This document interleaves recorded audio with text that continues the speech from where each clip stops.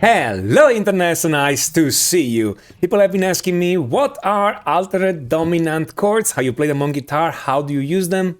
Okay, in this video we're gonna do exactly that. First of all, we need to see what is a regular dominant chord. Okay, so let's go to the whiteboard immediately and see it. A regular dominant chord, it's a chord. Let me do everything in C major. A regular dominant chord will be like G7, for instance. It's a chord that contains a major third, and a minor seventh, often simply written as seventh, okay? Those two notes are a tritone apart, okay? And those gives this feeling here, this dissonance here, and that's considered a dominant chord, okay? Nothing strange so far.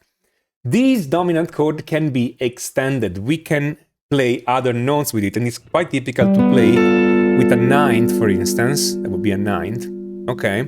Or sharp 11, or other alterations. No, sorry, those are not alterations. Or other extensions like that. But that's a regular dominant chord. In comparison, an altered dominant chord, typically written G7 alt, okay, it's a dominant chord. So it still contain the root, the major third, and the minor seventh. But then there is at least one of those four following notes. You're gonna have either a flat 5, so a D flat, okay. Let me write this back there actually. So you can have a D flat or a D sharp. So either a flat 5 or a sharp 5. Or you're going to have an A flat or an A sharp, again in the case of G, which are either a flat, what am I writing here? A flat 9 or a sharp 9. A dominant chord, so that contains the major third and the minor seventh, that contains one of those four notes, it's called, one or more by the way of those four notes, it's called a altered seventh chord. That's a very practical definition, okay? Other people use a slightly different definition, but that's a good practical definition that will serve you well, okay? You can contain one or more, or even though all those four of those notes. So you can have a G7 that contains both a flat 5 and a sharp 5, or both a flat 9 and a sharp 9. Those are a bit hard to play, okay? Or a flat 9 and a sharp 5, or a sharp 9 and a sharp 5, or a sharp 9 and a flat 5. Any combination from one, but at least one of those, or up to all four, that will be a altered dominant seventh chord, okay? Now, again, this gives you a lot of freedom. If you're just getting started in playing those, I would recommend you learn 4 shapes on your guitar, which I'm gonna write down immediately, okay? And I'm gonna write them down in tablature position so you can play them immediately. And those tablature, those position will be one of each, meaning I'm gonna have one chord with a sharp 9, one chord with a flat 9, one chord with a sharp 5, and one chord with a flat 5. So you could have the G7 with a flat 9, the G7 with a sharp 9, the G7 with a sharp 5, and the G7 with a flat 5, okay? 2 of those chords have the root on the 5th string, and 2 of those chords have the root on the 6th string, just because they're easier to play this way, okay? If you learn those 4 shapes, you have enough, one of each, you can play all of them, and they're easy enough to play, okay? So, the G7 with a flat 9 will be this. It's 10, 9, 10, 9. the top note being the flat 9, okay? The G7 with a sharp 9, it's 10, 9, 10, 11, the 11 here being the sharp 9, okay? The top note of all those chords, it's always the alteration. That's one of the reasons why those shapes sound so good. Okay?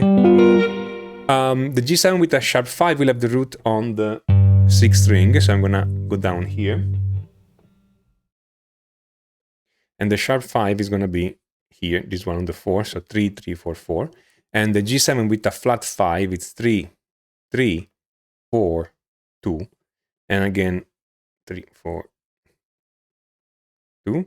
And these two, this 4 and these 2 are the sharp 5 and flat 5 respectively. So let me play all of those. The G7 with a flat 9. The G7 with a sharp 9. Also known as the Hendrix chord. The G7 with a sharp 5.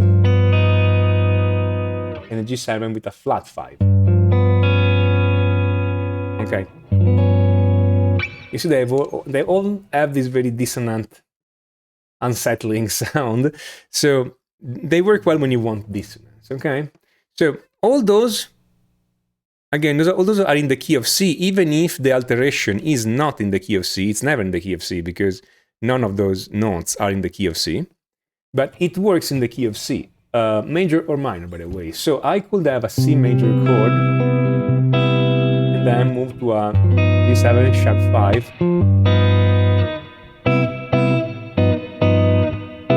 It's very jazzy, okay, sure. But it works. Or you can have a C major 7 here, and move it to a G7 flat 9.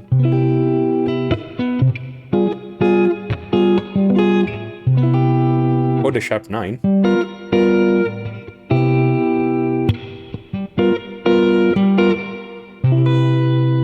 Okay, that's another position for C major 7. Okay? So, in this case, my chord progression is very simple, is 1 to 5 to 1 in the key I want, and the key was C major, and as the 5th chord, I'm using those chords here. How do I use those chords in real life? Okay, again, first of all, memorize the shapes, they're good. But how do I use those chords in real life? Well, very simple. Anytime. You use it by substitution. Anytime, in any chord progression, you see a dominant chord, any dominant chord, so any chord with the 7 after that, okay, just the 7, not minor 7, just the dominant, you can substitute that for an altered dominant chord. Simple as that. So you have a chord progression, let's say any kind of chord progression, okay? And let's say you have something like that. That's A minor 7th, D minor 9, okay, nothing super complex, and then E7, and then A minor 7th. This is 1, 4, 5 in A harmonic minor, okay, or in A minor, because A harmonic minor is technically part of A minor. The E7 can be played with a sharp 9, or with a flat 9, or with a sharp 5, or with a flat 5, and with a flat 5, and it will work. Of course, if I play with a sharp 5 or a flat 5, I need to move it in this position. So I need to find a way to play the A7 this way, the D minor this way, E7 with a flat 9, and then again A minor 7, or A minor 7, D minor 7, E7 with a sharp 5, and A minor 7, or here A minor 7, D minor 9, E7 with a flat 5, and then again A minor 7, or A minor 7, D minor 9, E7 with a sharp 5, sharp 9, and then A minor 7. So the point is, whenever you have a normal dominant chord, you can substitute it with an altered dominant chord. What does that mean exactly? Does that mean that every time you try that substitution, it will work? Nope. That's not what it means. That's not what it means at all, okay? It means that you can try. Then you have to use your ears, okay? And see if it makes sense to do it. Because sometimes the altered chord or the alteration you choose will not work. But you cannot tell a priori. Okay, you cannot tell beforehand unless you have a lot of experience and a good ear, because it could be that the harmony in the position doesn't support the alteration properly, or it could be that the melody conflicts with the alteration you choose, or it could be a number of things. Okay,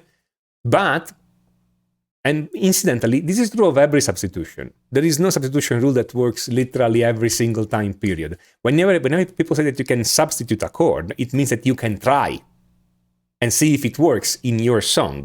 Since all songs are different, sometimes it works, sometimes it doesn't, but we know that sometimes it does work, so it's worth trying, okay? That's the idea.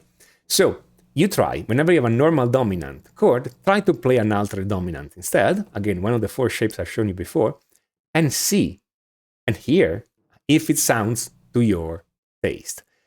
Those chords, again, can sound jazzy, but they can sound also rock, and they can sound in many different ways. Again, Hendrix